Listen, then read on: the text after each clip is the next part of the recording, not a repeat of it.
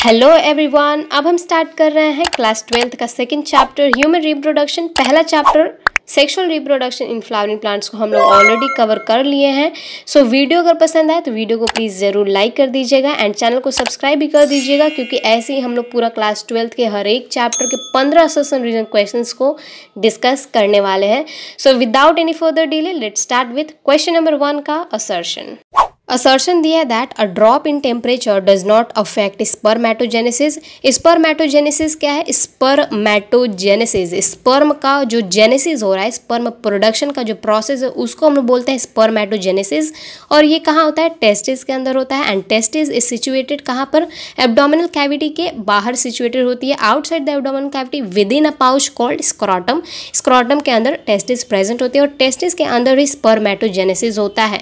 तो असर्शन में दिया है कि अगर कोई टेम्परेचर में ड्रॉप होता भी है, टेस्टिस के अंदर अगर टेम्परेचर का ड्रॉप होता है तो स्पर्मेटोजेनेसिस का प्रोसेस अफेक्ट नहीं होता है। क्यों नहीं होता है ये रीज़न में एक्सप्लेन किया है। रीज़न में दिया है that during temperature drop the smooth muscles contract and bring the testis closer to the pelvic cavity.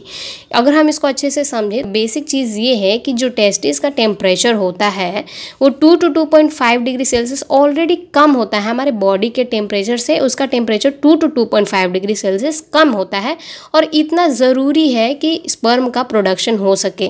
लेकिन अगर इससे भी ज़्यादा कम होता है या इससे ज़्यादा बढ़ता है अगर टेस्टिस का टेम्परेचर, तो जो स्पेशल मसल्स प्रेजेंट होती हैं किसके अंदर? स्क्रोटम के अंदर। और स्क्रोटम के अंदर स्पेशल मसल्स जो हैं वो कंट्रैक्ट करती हैं या रिलैक्स करती हैं टेम्परेचर के हिसाब से, और वो मेंटेन कर देती हैं टेस्टिस का टेम्परेचर कि वो नॉर्मली 2 to 2.5 डिग्री सेल्सियस ही कम रहे बॉडी के टेम्परेचर से। तो सारा मेंटेनेंस ही अगर कर लेता है स्क्रोटम का मसल, तो टेस्टिस के टेम्परेचर में कोई अफेक्ट नहीं होगा और इस तरह से स्पर्मेटोजेनेसिस का भी प्रोसेस जो होता है वो अफेक्ट नहीं होता है।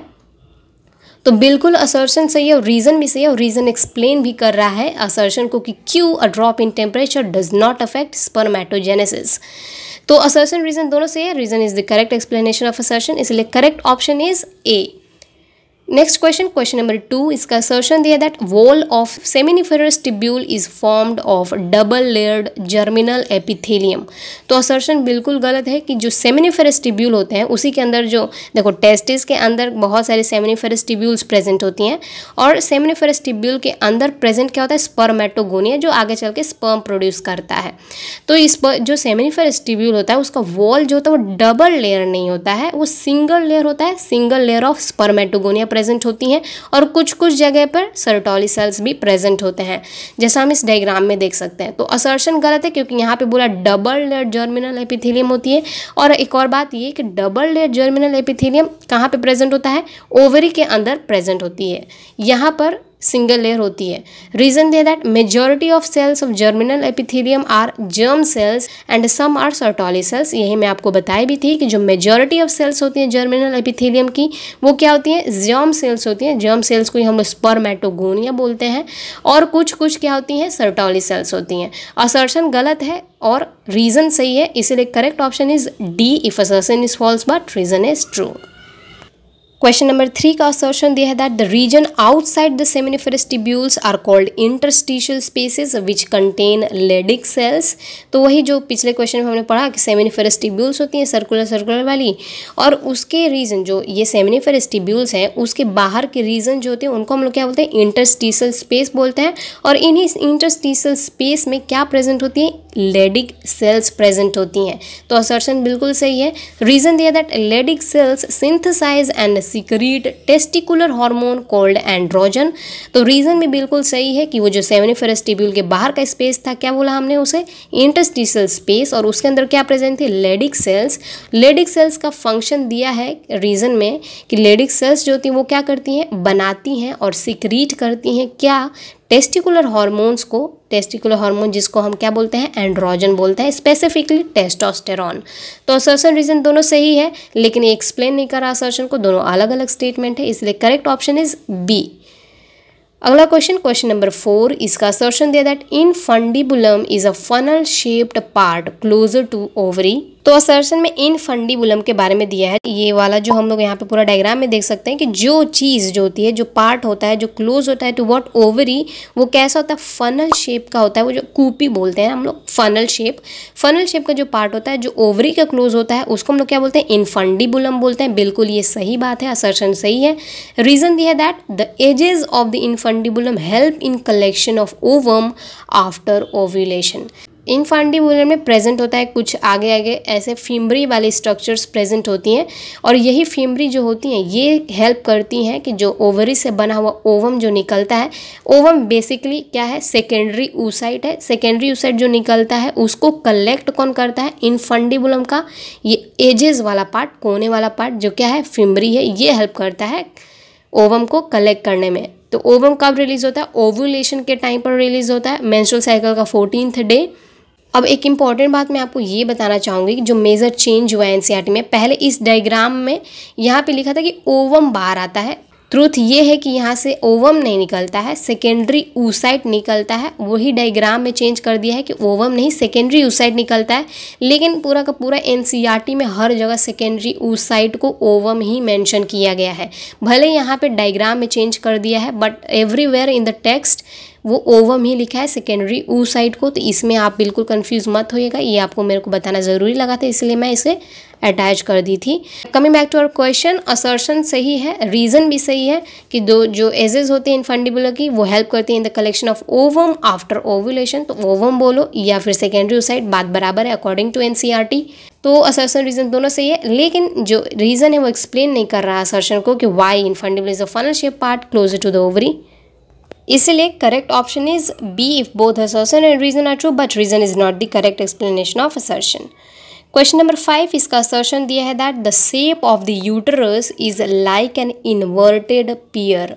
तो ये जो यहाँ पे पिछले क्वेश्चन में भी हमने देखा था कि ये जो यूटरस है ये यूट्रस का जो शेप होता है वो कैसा होता है, इन्वर्टेड पियर की जैसा। ये पियर है, अगर आप इसको इन्वर्ट कर दोगे तो बिल्कुल इसी के शेप में आपका यूट्रस प्रेजेंट होता है।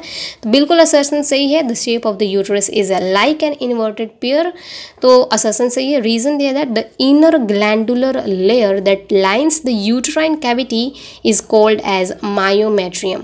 तो ये जो यूट्रस होता है, यूट्रस के 3 लेयर्स होती हैं बेसिकली। बाहर का लेयर होता है पेरीमेट्रियम, उसके अंदर वाला लेयर होता है मायोमेट्रियम, और उसके भी अंदर वाला सबसे अंदर वाला लेयर होता है एंडोमेट्रियम। तो ये जो लिखा है कि द इनर ग्लैंडुलर लेयर, जो इनर वाला लेयर था, सबसे इनर वाला लेयर क्या था, एंडोमेट्रियम। तो जो एंडोमेट्रियम की लाइनिंग होती है वो क्या होती है, ग्लैंडुलर होती है, that lines the uterine cavity, उसको क्या बोलते हैं, मायोमेट्रियम बोलते हैं। रीजन बिल्कुल गलत है, मायोमेट्रियम नहीं, उसको क्या बोलते हैं हम लोग, एंडोमेट्रियम बोलते हैं। तो असर्शन सही है लेकिन रीजन गलत है, इसलिए correct option is C. Question number 6 का असर्शन दिया है that the endometrium undergoes cyclical changes during menstrual cycle. तो वही 3 लेयर्स जो होता है उसका सबसे अंदर वाला लेयर एंडोमेट्रियम, उसके बारे में बताया कि जो एंडोमेट्रियम होती है उसमें क्या होता है, साइक्लिकल चेंजेस होती हैं मेंस्ट्रुअल साइकिल के अंदर। तो बिल्कुल सही है असर्शन, जब भी मेंस्ट्रुअल साइकिल होती है तो जितने भी साइक्लिकल चेंजेस होती हैं, साइक्लिकल चेंजेस का कहने का मतलब कि मेंस्ट्रुअल साइकिल का मेंस्ट्रुअल वाला फेज, फिर प्रोलिफरेटिव फेज और फिर सिक्रेटरी फेज जो आता है, ये जितनी भी साइक्लिकल चेंजेस होती हैं मेंस्ट्रुअल साइकिल की, वो किस में होती है, एंडोमेट्रियम में होती हैं। तो बिल्कुल असर्शन सही है। रीजन दिया है that the myometrium exhibit strong contraction during delivery of the baby. तो ये भी बिल्कुल रीजन सही है। जो बीच वाला लेयर होता है मायोमेट्रियम में ही बहुत सारी स्ट्रॉन्ग कंट्रैक्शंस होती हैं by the help of oxytocin hormone. Oxytocin hormone बहुत इंपॉर्टेंट रोल प्ले करता है, और ऑक्सीटोसिन हार्मोन ही है रिस्पॉन्सिबल जो मायोमेट्रियम की लेयर जो होती है उसमें बहुत विगरस स्ट्रॉन्ग कंट्रैक्शंस करवाता है ताकि बेबी का डिलीवरी आराम से हो सके। तो असर्शन बिल्कुल सही है, रीज़न भी सही है, बट दोनों अलग अलग स्टेटमेंट है, दोनों बिल्कुल रिलेटेबल नहीं है, इसलिए correct option is B. Question number 7 का असर्शन दिया है that the female external genitalia includes mons pubis, labia majora and labia minora. तो फीमेल एक्सटर्नल जेनिटलिया जो होता है वो mons pubis, labia majora, labia minora को तो इंक्लूड करता ही है, इसके साथ में हाइमन और क्लिटोरिस भी होता है। तो असर्शन सही होगा क्योंकि इसमें 3 पार्ट मेंशन किया है लेकिन तीनों सही है, इसलिए assertion will be right. Reason दिया है that the glandular tissue of each breast is divided into 5 to 10 mammary lobes. तो जो ईच ब्रेस्ट होता है वो 2 पार्ट्स में डिवाइडेड होता है, एक जो glandular tissue and some variable amount of fat present होता है। तो ये जो ग्लैंडुलर टिश्यू होता है ये फर्दर कुछ ऐसे मेमोरी लूप्स में डिवाइडेड होता है। मेमोरी लूप्स जो होते हैं वो 5 से 10 नहीं होते, 15 से 20 मेमोरी लूप्स प्रेजेंट होती हैं, लेकिन रीजन में दिया है 5 से 10 मेमोरी लूप्स, इसलिए रीजन गलत होगा।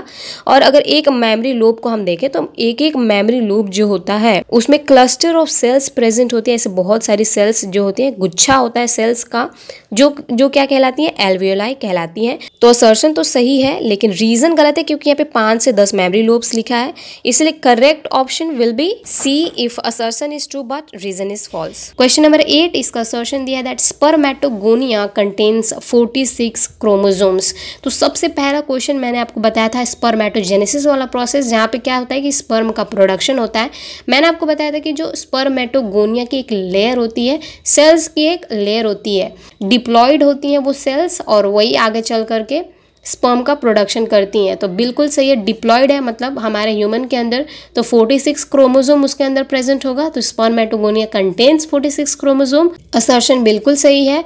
रीजन दिया that primary spermatocytes complete the first meiotic division leading to secondary spermatocytes. तो स्पर्मेटोगोनिया जो होती हैं, सबसे पहली वाली लेयर जो होती है स्पर्मेटोगोनिया, वो बहुत ज़्यादा माइटोसिस करता है ताकि स्पर्मेटोगोनिया की जो अमाउंट है, जो सेल्स हैं वो बढ़ते जाए। तो बहुत सारा माइटोसिस करता है और क्या फॉर्म करता है, प्राइमरी स्पर्मेटोसाइट फॉर्म करता है। और यही प्राइमरी स्पर्मेटोसाइट पहला मियोसिस कंप्लीट करता है तो क्या बनता है, सेकेंडरी स्पर्मेटोसाइट्स। तो अगर एक प्राइमरी स्पर्मेटोसाइट है जो डिप्लॉयड है, क्योंकि स्पर्मेटोगोनिया ने माइटोसिस किया था तो क्या बना था, प्राइमरी स्पर्मेटोसाइट, तो प्राइमरी स्पर्मेटोसाइट्स भी डिप्लॉयड होंगी। तो अब ये प्राइमरी स्पर्मेटोसाइट जब मियोसिस 1 कंप्लीट करेगा तो क्या बनेंगी, 2 सेल्स बनेंगी और उनका क्रोमोसोम का अमाउंट क्या हो जाएगा, हाफ हो जाएगा। यानी कि जो सेकेंडरी स्पर्मेटोसाइट्स अब बनी हैं वो क्या होंगी, हैप्लॉइड होंगी और 2 सेल्स बनेंगी एक प्राइमरी स्पर्मेटोसाइट से। जो मियोसिस होता है वो 2 पार्ट्स में डिवाइड होता है, मियोसिस 1 एंड मियोसिस 2। तो मियोसिस 1 जब भी होता है तो क्रोमोसोम का नंबर आधा हो जाता है और 1 से 2 सेल बन जाती हैं, और जब भी मियोसिस 2 होता है तो यही 2 सेल से 4 सेल बन जाती हैं। लेकिन यहाँ पे क्रोमोसोम का नंबर हाफ वगैरह कुछ नहीं होता है, क्रोमोसोम का नंबर एकदम अनचेंज रहता है, यानी कि 2 से जब 4 सेल्स बनेंगी तो वो हैप्लॉइड ही रहेंगे, जस्ट लाइक माइटोसिस। तो ये एक मैंने मियोसिस के बारे में आपको बता दिया। तो असर्शन बिल्कुल सही है, रीजन भी सही है that primary spermatocytes complete the first meiotic division leading to what, secondary spermatocytes. लेकिन दोनों अलग अलग स्टेटमेंट है, बिल्कुल रिलेट नहीं कर रहा है, कहाँ असर्शन है कहाँ रीजन है, इसलिए correct option is B. Question number 9 का असर्शन दिया है that the middle piece is called as powerhouse of the sperm. तो स्पर्म जो होता है, पूरा मैच्योर स्पर्म अगर हम देखें तो स्पर्म के अंदर बहुत सारी पार्ट्स होती हैं। यहाँ पे बेसिकली मिडिल पीस के बारे में दिया है, तो मिडिल पीस को हम लोग क्या बोलते हैं, power house of the sperm बोलते हैं। जो इस स्पर्म को एनर्जी प्रोवाइड करता है वो मिडिल पीस होता है। और कैसे होता है ये रीज़न में एक्सप्लेन किया है कि the middle piece contains numerous mitochondria coiled around axial filament that produce energy for the movement of the tail. तो ये जो मिडिल पीस होता है इसके अंदर बहुत सारी मात्रा में क्या प्रेजेंट होती है, माइटोकॉन्ड्रिया। और हमें पता है कि माइटोकॉन्ड्रिया क्या है, powerhouse of the cell.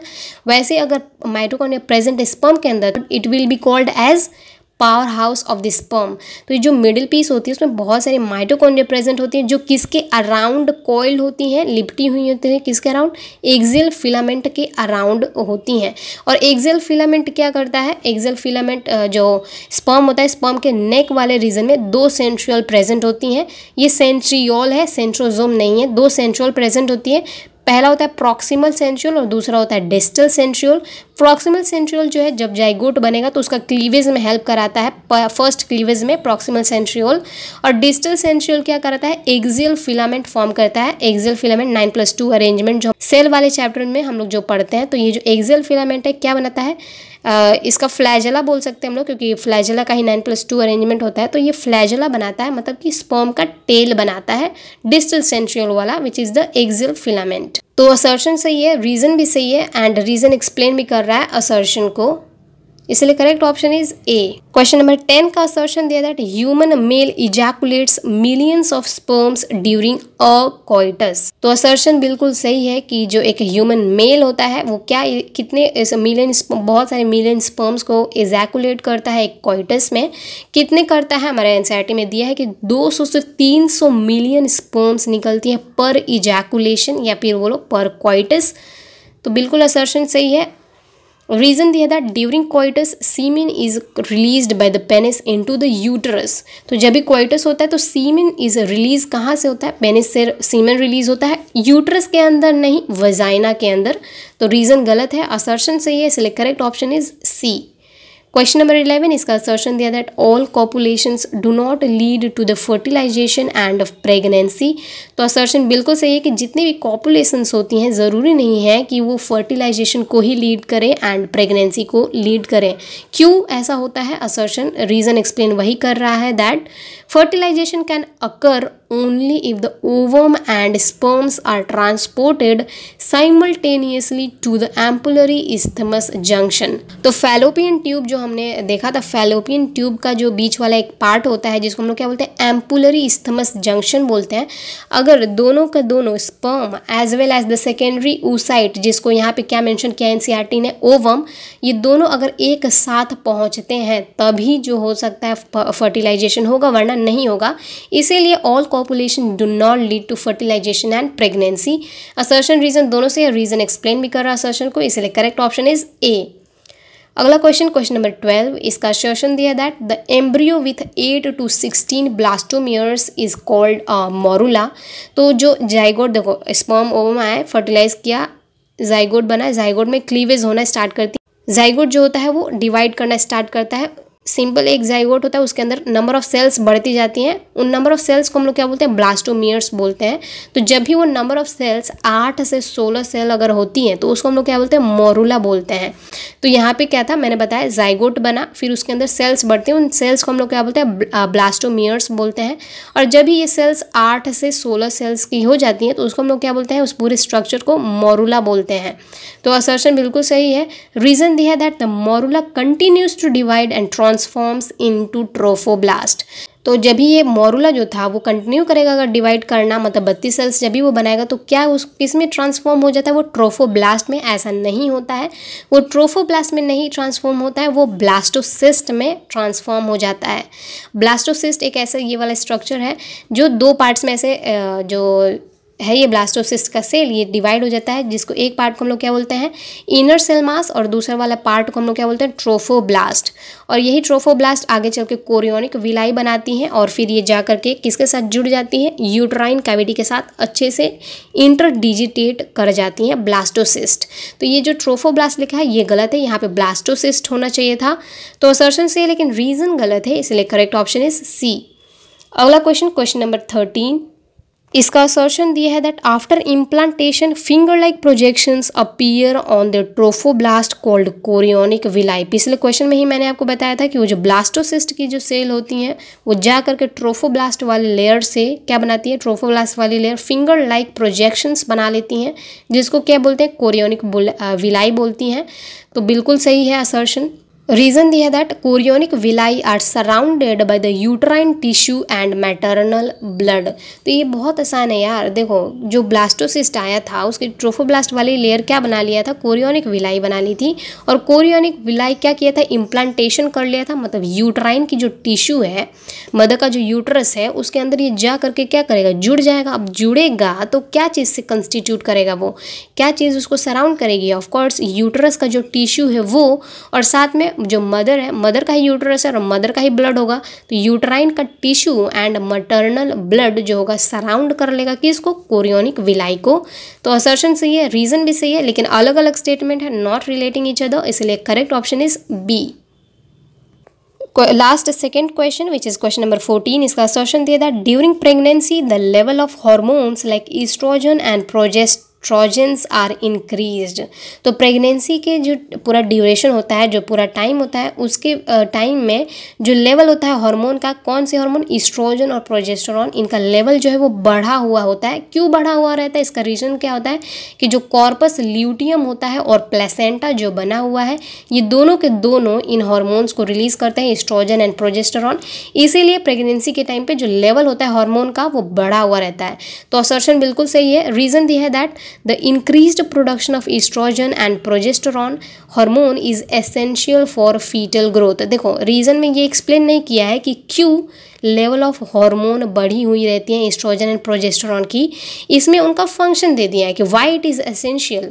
Essential क्यों है कि एस्ट्रोजन एंड प्रोजेस्टेरॉन बढ़ा हुआ है, तो वो क्यों एसेंशियल है, इसमें रीज़न में वो दिया है कि ये फीटस के जो फीटल का ग्रोथ है, जो एम्ब्रियो है, उसके ग्रोथ के लिए एसेंशियल है। तो ये बात तो सही है कि जो ये एस्ट्रोजन एंड प्रोजेस्टेरॉन हार्मोन है, ये एसेंशियल होता है फीटल के ग्रोथ के लिए। ये मेंटेन करके रखता है एंडोमेट्रियम की लाइनिंग को, एंडोमेट्रियम का जो लाइनिंग होता है, जो लेयर होता है, उसको मेंटेन करके रखता है ताकि आराम से इम्प्लांटेशन हो सके, नरिशमेंट अच्छा से अच्छा मिल सके, और ये सारी फंक्शंस होती हैं। तो रीज़न में फंक्शन बताया, ना कि एक्सप्लेन किया है असर्शन को कि क्यों लेवल ऑफ हार्मोन्स बढ़ी हुई होती हैं।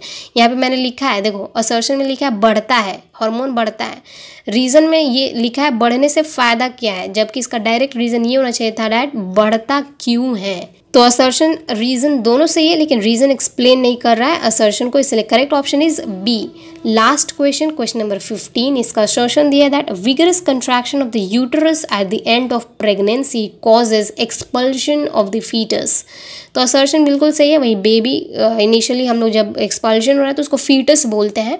तो मैंने स्टार्टिंग में ही बताया था कि विगरस कंट्रैक्शन होती है यूटरस की लेयर में, जो वही बीच वाली लेयर मायोमेट्रियम के अंदर क्यों होती है, क्योंकि एक वो ऑक्सीडेशन वाला हार्मोन भी एक्ट करता है इस पर और विगरस कंट्रैक्शन कराता है, जिसके वजह से क्या होता है कि स्ट्रॉन्ग कंट्रैक्शन होती है और जो फीटस है उसका एक्सपल्जन हो जाता है, डिलीवरी हो जाती है बेबी का। तो असर्शन सही है।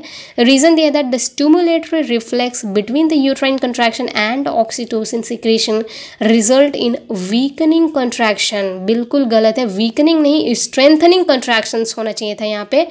और ज़्यादा कंट्रैक्शन होता है, जैसे ऑक्सीटोसिन निकलता है वो कंट्रैक्शन को स्टिमुलेट करता है, और मायोमेट्रियम की जो लेयर होती है वो और स्ट्रॉन्ग कंट्रैक्शन करती है, और जितना स्ट्रॉन्ग कंट्रैक्शन करता है फिर उतना ज़्यादा ऑक्सीटोसिन रिलीज़ करता है, और उतने ही ज़्यादा जो कंट्रैक्शन होती है वो स्ट्रेंथन करती है, ना कि वीकनिंग करती हैं।